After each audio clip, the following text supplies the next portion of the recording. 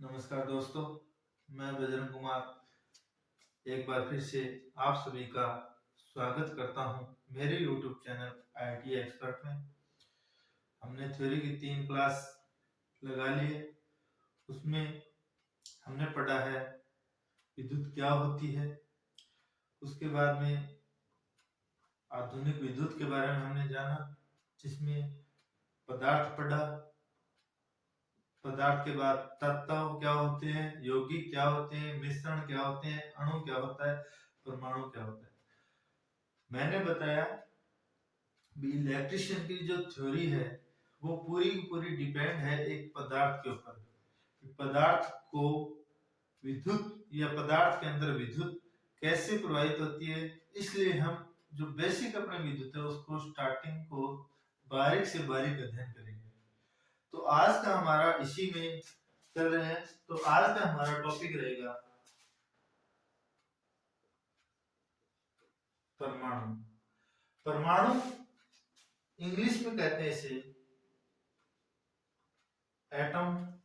यह एक ग्रीक भाषा का शब्द है और इसका अर्थ है अभाज्य, मतलब जिसे और ज्यादा तोड़ा ना जा सके। हमारा आज का टॉपिक है परमाणु। परमाणु को इंग्लिश में कहते हैं एटम, और एटम एक ग्रीक भाषा का शब्द है जिसका अर्थ है अविभाज्य, जिसे और तोड़ा ना जा सके। मैंने परिभाषा के अंदर बताया कि परमाणु पदार्थ का छोटे से छोटा कण, पदार्थ का छोटे से छोटा कण जो कि स्वतंत्र अवस्था में न रह सके। यह स्वतंत्र अवस्था में नहीं रह सकता तथा इसमें रासायनिक गुण विद्यमान होते हैं, क्या कहलाता है, परमाणु। ऐसा पदार्थ का वैसे छोटे से छोटा कण जो स्वतंत्र अवस्था में नहीं रह सकता तथा रासायनिक गुण इसमें विद्यमान हो, क्या कहलाता है, परमाणु कहलाता है। अब परमाणु प्रकृति में सबसे छोटा कण नहीं है, यह 3 उप परमाणु कण से मिलकर बना होता है। 3 उप परमाणु कण। पहला कण है इलेक्ट्रॉन, दूसरा है प्रोटॉन और तीसरा है न्यूट्रॉन। परमाणु प्रकृति का छोटा कण नहीं है, सबसे छोटा कण नहीं है।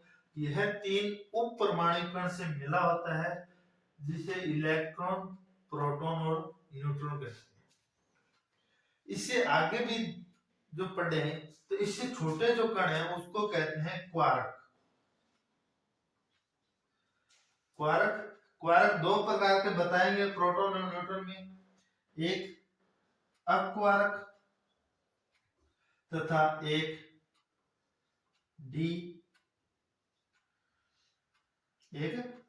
क्वार्क। प्रोटॉन 2 अक्वार्क तथा एक डी क्वार्क से बना होता है। वही बात की जाए न्यूट्रॉन की तो न्यूट्रॉन 2 डी क्वार्क तथा एक अपक्वार्क से मिलकर बना होता है। सबसे छोटा कण परमाणु नहीं है, परमाणु मिलकर बना होता है इलेक्ट्रॉन, प्रोटॉन और न्यूट्रॉन से, जिसे 3 उप परमाणु कण कहते हैं परमाणु के। प्रोटॉन से या न्यूट्रॉन, इनसे भी छोटे कण जिसे क्वार्क का नाम दिया गया है। प्रोटॉन 2 अपक्वार्क और एक डी क्वार्क से बना होता है तथा न्यूट्रॉन 2 डी क्वार्क तथा एक अपक्वार्क से बना होता है। इनमें आपस में सहसंयोजक बंध या अंतराण्विक बल अत्यधिक अधिक बल से के द्वारा एक दूसरे से बंधे हुए रहते हैं। अब मैंने इसके साथ ही बताया भी प्रोटॉन है ये स्वतंत्र अवस्था में क्यों नहीं रह सकता, क्योंकि स्वतंत्र अवस्था में इसका जो परमाणु का जो जीवन काल है वो होता है 0.02 माइक्रो सेकेंड। एक सेकंड का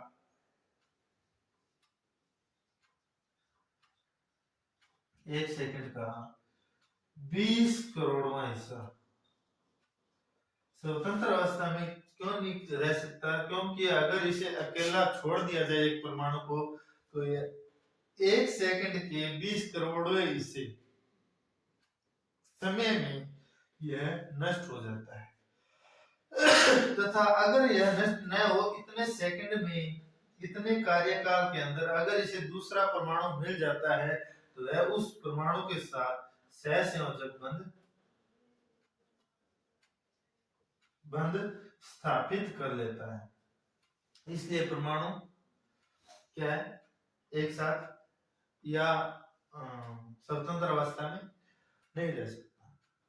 परमाणु के 3 उप परमाणु कण इलेक्ट्रॉन, प्रोटॉन, न्यूट्रॉन है। अब हम इसके बारे में पढ़ेंगे क्योंकि यहाँ से क्वेश्चन आता है इलेक्ट्रॉन की खोज किसने की, प्रोटॉन की खोज किसने की, न्यूट्रॉन की खोज किसने की, कब की, इसका द्रव्यमान कितना है, इसका व्यास कितना है, यह कितना बड़ा होता है। अब तो देखो परमाणु में हमारा अगला टॉपिक रहेगा इलेक्ट्रॉन।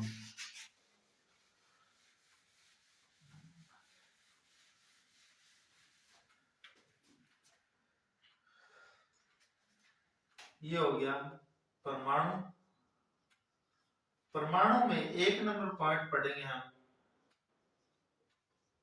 इलेक्ट्रॉन,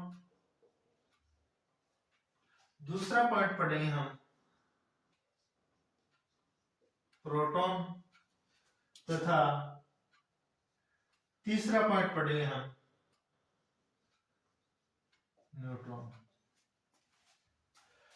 इलेक्ट्रॉन की खोज हुई थी सन 1897 में, प्रोटॉन की खोज हुई थी 1919 में तथा न्यूट्रॉन की खोज हुई थी 1931 में। एक बार सुनते रहिएगा, वीडियो को लास्ट तक देखो। अगर मेरी वीडियो सबसे अलग होगी, जो पॉइंट मैं पढ़ा रहा हूं उस पॉइंट में डीपली आपको लेकर चलूंगा, गहराई तक आपको बताऊंगा। अगर कोई कमी रहे तो उसमें मेरी गारंटी है। इलेक्ट्रॉन की खोज की थी जे थॉमसन, प्रोटॉन की खोज की थी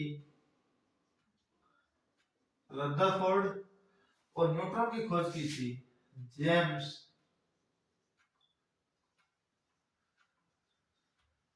चैडविक ने। अब मैं इन 1897, 1919 और 1931 से पहले बात करूंगा सन 1886 की। यहाँ पे एक वैज्ञानिक था, वैज्ञानिक का नाम था गोल्डस्टीन। बैटरी की खोज हुई थी सन 1799 में। वोल्टा के द्वारा बैटरी का निर्माण किया गया, मतलब विद्युत की खोज 1799 के अंदर हो गई। हम बात चल रही है हमारी आधुनिक विद्युत की। आधुनिक विद्युत के अंदर हम टॉपिक पढ़ रहे हैं परमाणु, और परमाणु के अंदर हम पढ़ रहे हैं सन 1886 में गोल्डस्टीन नामक एक वैज्ञानिक था। इन्होंने क्या किया, एक ट्यूब थी,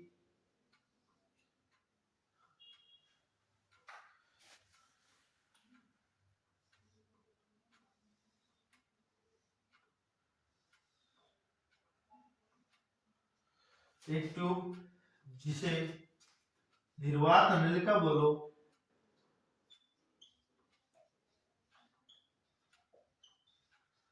निर्वात नलिका मतलब कि कोई प्रकार की हवा नहीं थी। इसमें 2 इलेक्ट्रोड थे, एक तो था एनोड पॉजिटिव और दूसरा था कैथोड नेगेटिव। दोनों इलेक्ट्रोडों को एक बैटरी के साथ जोड़ा गया, एक पॉजिटिव और एक नेगेटिव, ये थी बैटरी। गोल्डस्टीन वैज्ञानिक ने क्या किया, मैं आपको यह बता रहा हूं क्योंकि कई बार यह कंफ्यूजन हर बच्चे के दिमाग में है कि प्रोटॉन की खोज रदरफोर्ड ने की थी या गोल्डस्टीन की। तो आप पढ़े 1886 के अंदर जो सबसे पहले जो वैज्ञानिक था गोल्डस्टीन ने, इन्होंने जब हमारे पास जो तत्व है, तत्व टोटल कितने हैं 118, प्राकृतिक कितने हैं, प्राकृतिक है 94 तत्व, इनमें से एक गैस भरी थी इन्होंने, इसमें हीलियम नामक गैस भरी थी। अब जैसे देखें गोल्डस्टीन ने एक निर्वात नलिका ली, निर्वात नलिका के अंदर उन्होंने हीलियम गैस भरी और हीलियम गैस भरने के बाद इन्होंने दो इलेक्ट्रॉनों को निर्वात नलिका के अंदर जोड़ा गया तथा इसमें भरी है हीलियम गैस। अब जैसे ही इसमें बैटरी से जोड़ते हैं तो एनोड से जो विद्युत की खोज है, विद्युत की जो विद्युत धारा की जो दिशा है, पुरानी अवधारणा के अनुसार विद्युत धारा चलती है धन वस्तु से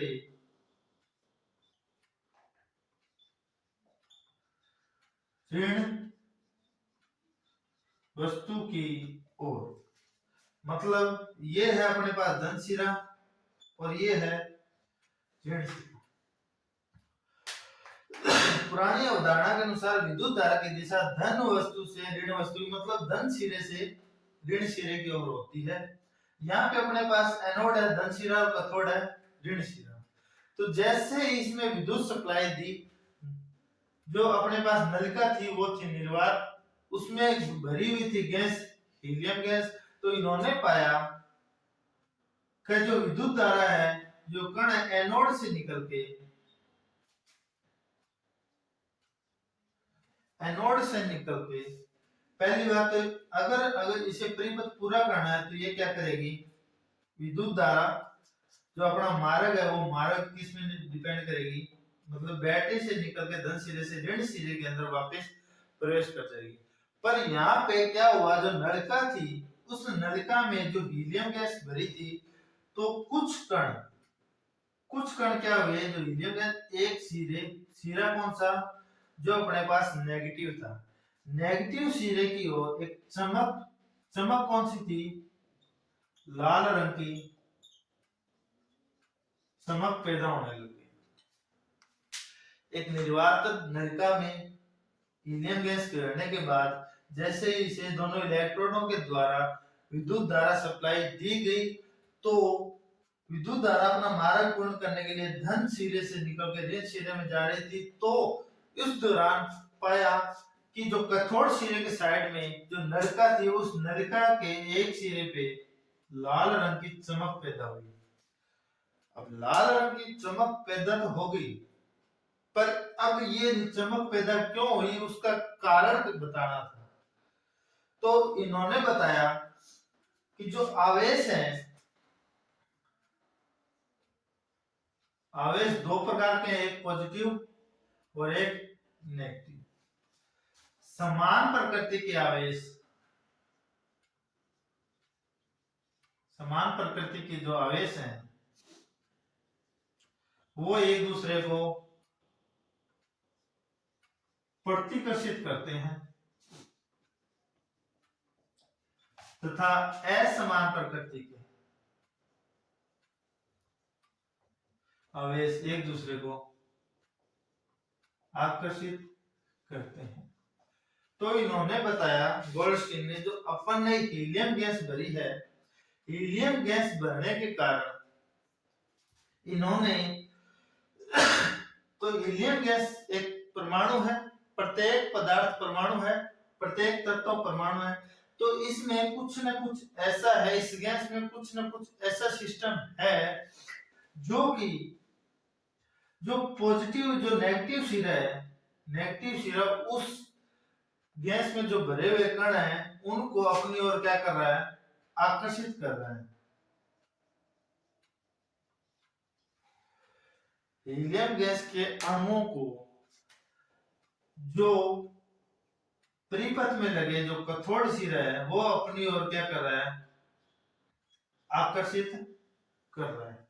अब आकर्षित कब करेगा कि इस सिरे के, या जो इस हीलियम गैस है, हीलियम गैस के जो परमाणु है, उस परमाणु के अंदर कुछ न कुछ है जो कि ये ऋण सिरा है और इस पे जो आवेश है वो पॉजिटिव है। अब गोल्डस्टीन कहा जाता है भी परमाणु की खोज गोल्डस्टीन ने की थी। परमाणु की खोज गोल्डस्टीन ने नहीं की थी। गोल्डस्टीन ने केवल धन ऐसा बताया भी एक परमाणु के अंदर कुछ न कुछ धन आवेश वाला तत्व या कुछ अणु है जिसपे आवेश धन आवेश है। अब परमाणु की खोज जॉन डाल्टन ने की थी, मैं आपको बताना भूल गया। परमाणु की खोज जॉन डाल्टन ने की थी सन 1803 में। उसके बाद में पता चला धीरे धीरे, जैसे परमाणु के बारे में पढ़ते गए, तो परमाणु किन किन पदार्थों से, किन किन कणों से मिलकर बना होता है। तो 1886 में गोल्डस्टीन ने परमाणु के अंदर एक धन आवेश या एनोड किरणों से धन आवेश एक कण की खोज की थी जिसपे धन आवेश है।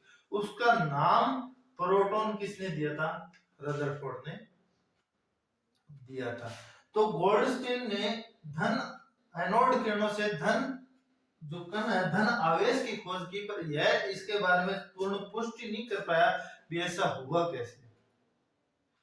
उसके बाद में बात की जाए इलेक्ट्रॉन की, तो जे थॉमसन ने यहाँ पे जो एक नलिका, ऐसे ही निर्वात नलिका का उपयोग किया गया। एक निर्वात नलिका जिसमें एक सिरा कैथोड C- और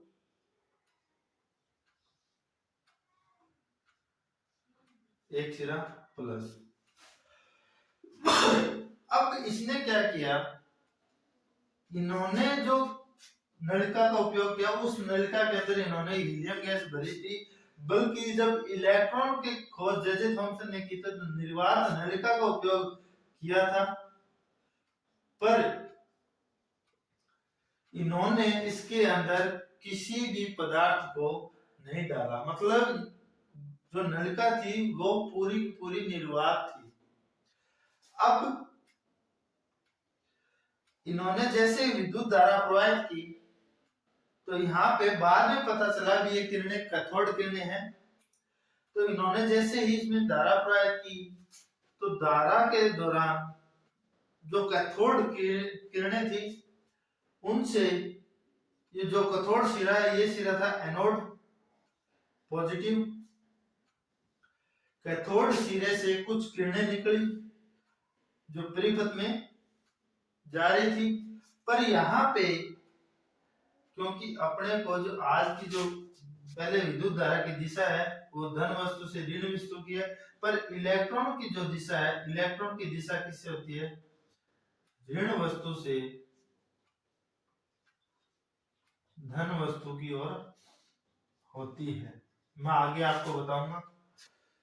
जब कैथोड सिरे से जो कण निकले, वो कण एनोड सिरे को क्रॉस करते हुए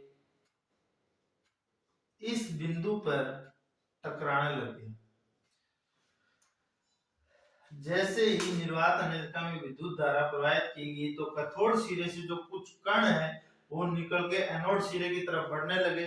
पर कुछ किरण क्या हुई, एनोड सिरे को क्रॉस करके नलिका के कांच से जाकर टकराने लगे। अब इन्होंने बताया भी पदार्थ है या जो विद्युत धारा की दिशा है या विद्युत जो मान है, उसमें ऐसा कण जो कि एनोड सिरे को पार कर जाए, ऐसा क्या है। तो इन्होंने पाया कि एक किरण है, जो किरण एनोड की ओर आकर्षित हो रही है, एनोड सिरे की ओर आकर्षित हो रही है। अब आकर्षित होने इस किरण की जो प्रकृति की जब बात की जाए तो यह थी ऋण आवेश। इस किरण की जो प्रकृति थी वो थी ऋण आवेशित।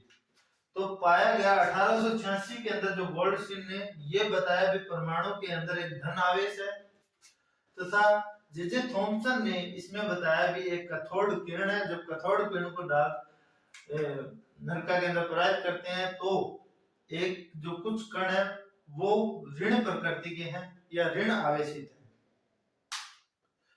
उसके बाद में कहा जाता है कि जे थॉमसन ने इलेक्ट्रॉन की खोज की सन 1897 के अंदर। उसके बाद में प्रोटॉन ने रदरफोर्ड स्टार्टिंग से 1911 से इस जो बताया इसके जो कारण है गोल्डस्टीन के द्वारा उस पर खोज कर रहा था। खोज करने के बाद में इन्होंने क्या किया, अल्फा कण,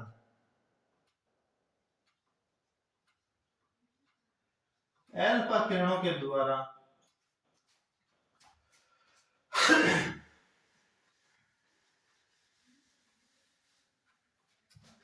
प्रोटॉन की खोज जब रदरफोर्ड ने की थी तो इन्होंने सोने की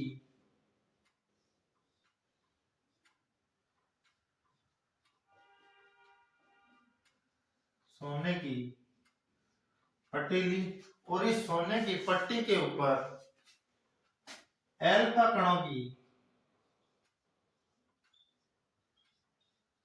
अल्फा किरणों की बौछार करवाई।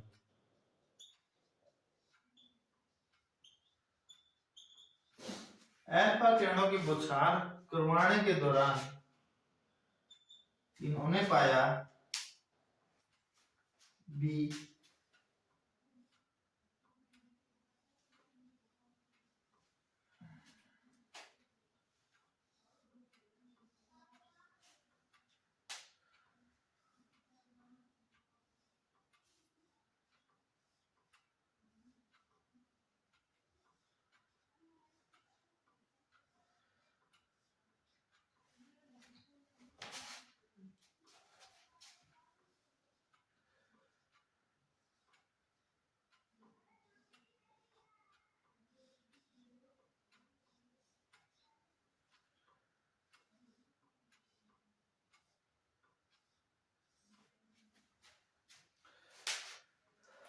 प्रोटॉन की जब खोज की तो प्रोटॉन की खोज रदरफोर्ड ने एक सोने की पट्टी के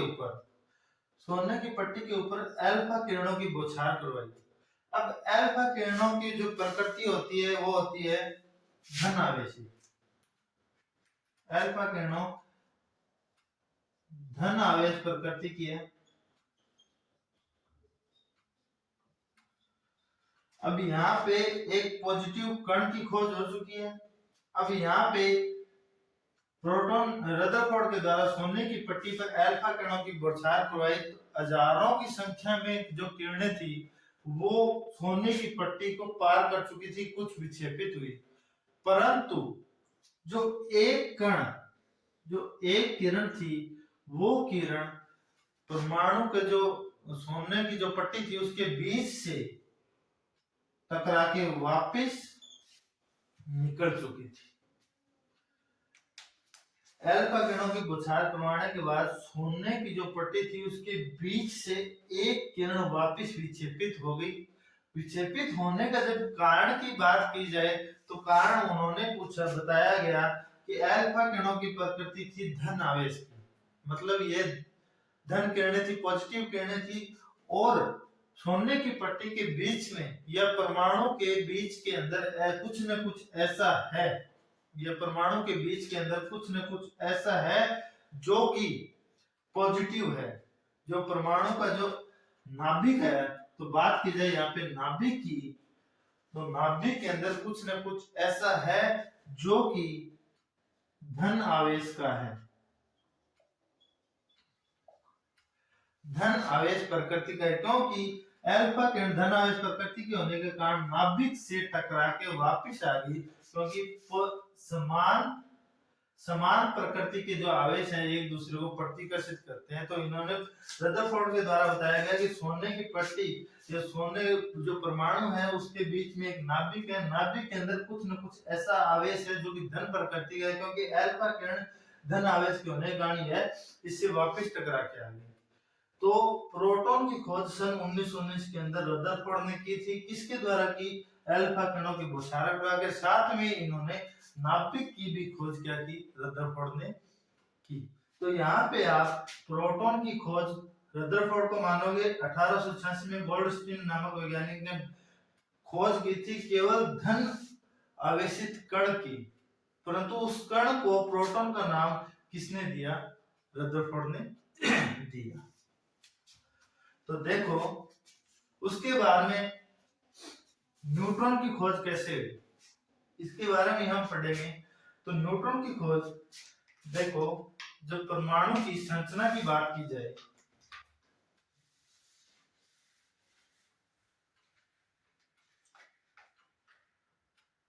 एक परमाणु की जब संरचना की बात की जाए तो परमाणु का एक होता है नाभिक, और नाभिक मिलके बना होता है प्रोटॉन प्लस न्यूट्रॉन से। और नाभिक के चारों ओर जो विभिन्न कक्षा है उन विभिन्न कक्षाओं के अंदर गति करते हैं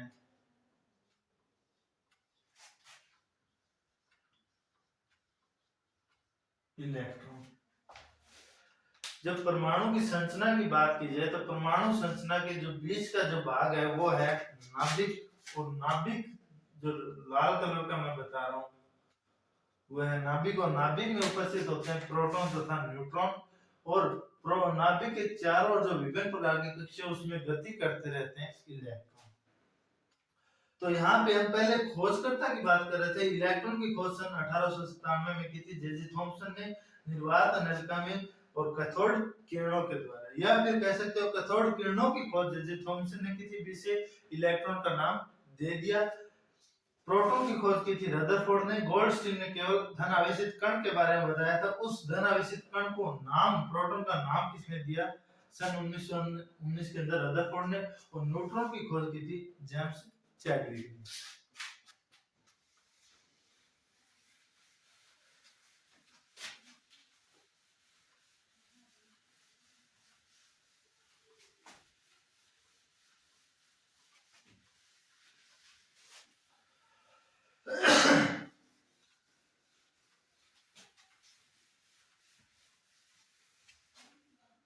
बात की जाए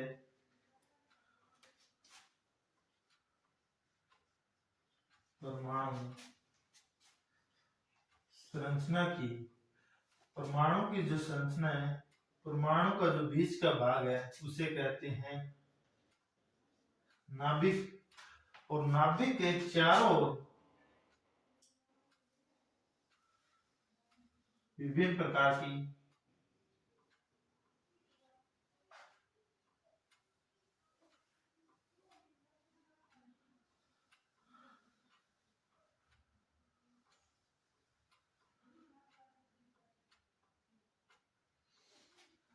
तो बात की जाए परमाणु संरचना की, तो परमाणु संरचना के अंदर जो नाभिक है, नाभिक में पाया जाता है प्रोटॉन तथा न्यूट्रॉन। और प्रोटॉन और न्यूट्रॉन को क्या कहते हैं? न्यूक्लियो। और उसके चारों ओर जो कक्षाएं हैं इन्हें कहते हैं कक्षा। और कक्षा में गति करते रहते हैं इलेक्ट्रॉन।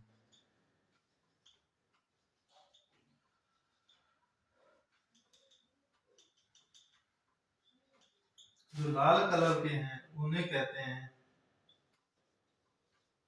इलेक्ट्रॉन। अब देखो जब पूरे परमाणु की द्रव्यमान की बात की जाए तो परमाणु का द्रव्यमान, परमाणु का द्रव्यमान पहले थे। यहाँ पे न्यूट्रॉन की खोज कैसे हुई वो बता रहा हूं। तो बात की जाए इलेक्ट्रॉन, प्रोटॉन,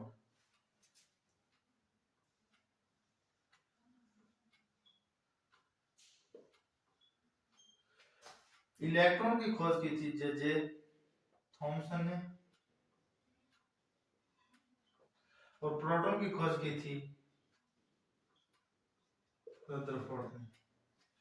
प्रोटॉन का जो व्यास है वो व्यास है फर्मी मीटर या 10 की पावर माइनस 15 मीटर, और इलेक्ट्रॉन का जो व्यास है वो है 10 की पावर 18 मीटर। इलेक्ट्रॉन का जो आवेश है उस आवेश को कहते हैं 1.6, जो आवेश है वो आवेश का मान है -1.6 प्लस गुणा में 10 की पावर -19 कूलम। बात की जाए वहीं प्रोटॉन पे आवेश की, तो प्रोटॉन पे आवेश है प्लस 1.6 इंटू 10 की पावर -19 कूलम। जब बात की जाए द्रव्यमान की, तो इलेक्ट्रॉन का द्रव्यमान है 9.109 इंटू 10 की पावर -31 किलोग्राम, या फिर 9.109 इंटू 10 की पावर -27 ग्राम। वहीं बात की जाए द्रव्यमान की, तो 6.72 इंटू 10 की पावर -27 किलोग्राम, नहीं 1.672 या 1.672 इंटू 10 की पावर -24 ग्राम। ये है प्रोटॉन पर द्रव्यमान। ग्राम में पूछी जाए तो 10 की पावर -24 ग्राम, और किलोग्राम में पूछी जाए तो 10 की पावर -27 किलोग्राम। देखो जब यहाँ पे मैं आपको न्यूट्रॉन की खोज में बता रहा हूँ, जब प्रोटॉन के द्रव्यमान को और इलेक्ट्रॉन के द्रव्यमान को प्रोटॉन पीएम प्लस में इलेक्ट्रॉन के द्रव्यमान को जब जोड़ा जाए, तो परमाणु का जो द्रव्यमान था, परमाणु का जो द्रव्यमान था उसका मान इलेक्ट्रॉन तथा प्रोटॉन दोनों के द्रव्यमान से बहुत ज्यादा था। बात थी शर्त नंबर 1, प्रोटॉन का द्रव्यमान तथा इलेक्ट्रॉन का द्रव्यमान दोनों का योग करने के बाद परमाणु का द्रव्यमान फिर भी क्या था, ज्यादा। जब बात की जाए आवेश की, न्यूट्रॉन पे आवेश की, चलो इसी में देखते हैं। तो परमाणु के द्रव्यमान की, तो परमाणु का द्रव्यमान ज्यादा होने के कारण ऐसा पता लगाया गया भी कि परमाणु के जो नाभिक में या परमाणु के अंदर तीसरा जो कण है उसका द्रव्यमान प्रोटॉन के द्रव्यमान के लगभग बराबर बताया गया। प्रोटॉन के द्रव्यमान के लगभग बराबर बताया गया। सन 1931 के अंदर चैडविक ने यह बताया कि नाभिक के अंदर प्रोटॉन के साथ साथ एक ऋण आवेशित कण भी पाया जाता है जिसे न्यूट्रॉन का नाम दिया, और न्यूट्रॉन का आवेश लगभग प्रोटॉन के आवेश के बराबर होता है। साथ में ही इन्होंने यह बताया क्योंकि सामान्य अवस्था के अंदर जब परमाणु है तो परमाणु के अंदर इलेक्ट्रॉनों की संख्या प्रोटॉन की संख्या इलेक्ट्रॉन की संख्या के बराबर है। बराबर होने के कारण प्रोटॉन पे आवेश प्लस और इलेक्ट्रॉन पे आवेश माइनस होने के कारण इसे परमाणु को सामान्य अवस्था के अंदर आवेश रहित बताया। आवेश रहित होने के कारण यह बताया गया था जो इसमें तीसरा कण है न्यूट्रॉन, न्यूट्रॉन भी क्या है, आवेश रहित है। न्यूट्रॉन की खोज जैन चैडविक ने की। दोनों का आवेश परमाणु प्रोटॉन और इलेक्ट्रॉन का लगभग बराबर प्लस माइनस होने के कारण यह सामान्य अवस्था के अंदर परमाणु आवेश रहित अवस्था में पाया जाता है, जिसके कारण यह बताया गया है कि परमाणु के अंदर एक तीसरा कण है जो न्यूट्रॉन है उस पर कोई आवेश नहीं पाया जाता, मतलब वह आवेश रहित होता है। इसका व्यास लगभग प्रोटॉन के व्यास के बराबर पाया जाता है। द्रव्यमान भी लगभग बराबर है। न्यूट्रॉन के द्रव्यमान की बात की जाए तो 1.672 इंटू 10 की पावर माइनस 674 इंटू 10 की पावर माइनस 27 किलोग्राम न्यूट्रॉन के आवेश पाया जाता है। इसके साथ में ही हम बात करते हैं इलेक्ट्रॉन विभिन्न प्रकार के कक्षाओं में गति करते हैं। प्रोटॉन तथा न्यूट्रॉन नाभिक के अंदर दोनों अंतरा आणविक बल के द्वारा बंधे रहते हैं। उसके बाद में क्वेश्चन में पूछ लिया जाता है कई बार कि इलेक्ट्रॉन का द्रव्यमान प्रोटॉन के द्रव्यमान का कितना है, तो कहा जाता है प्रोटॉन का द्रव्यमान लगभग बराबर होता है, लगभग 1837 गुना ज्यादा होता है इलेक्ट्रॉन के द्रव्यमान से, क्योंकि इलेक्ट्रॉन का द्रव्यमान कम होता है, प्रोटॉन का द्रव्यमान ज्यादा होता है। कितना ज्यादा होता है, वो होता है 1837 गुना। उसी के साथ में बात की जाए न्यूट्रॉन का द्रव्यमान इलेक्ट्रॉन के द्रव्यमान का कितना गुना होता है, 1839 गुना इलेक्ट्रॉन का द्रव्यमान। आज का टॉपिक है वो हमारा इतना ही। कृपया आपको मेरे पढ़ाने का तरीका अच्छा लगा हो या मेरी क्लास अच्छी लगी हो तो मेरी क्लास को लाइक करें। मेरे चैनल पे आप नए हो तो मेरे चैनल को सब्सक्राइब करें तथा मेरी इस वीडियो को ज्यादा से ज्यादा शेयर करें। मैं आपसे इस क्लास से आपसे विदा चाहता हूँ। धन्यवाद।